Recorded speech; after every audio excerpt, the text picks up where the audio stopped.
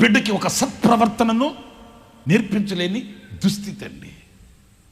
నేను అనకూడదు, కొన్ని కుటుంబాల్లోకి వెళ్తే పిల్లలు నాకేంటా నువ్వు చెప్పేదే, నీ బతుకు నువ్వు చూసుకో. ఎవరిని ఎందుకు అంటున్నాడు ఆ మాట? చెప్పే పరిస్థితుల్లో లేడు. ఫుల్గా తాగుచ్చి కూర్చొని నీతి మాటలు చెప్తే ఎవడుంటాడండి? టీవీ దగ్గర కూర్చొని జొల్లు గార్చుకుంటా, టీవీ చూసుకుంటా, ఇల్లు పట్టించుకోకుండా ఒళ్ళు పట్టించుకోకుండా అట్లా ఉండి ఆ అమ్మ మహాతల్లి పిల్లకి కూతురికి అమ్మాయి పద్ధతులు నేర్చుకో అంటే ఎవరుంటాడండి?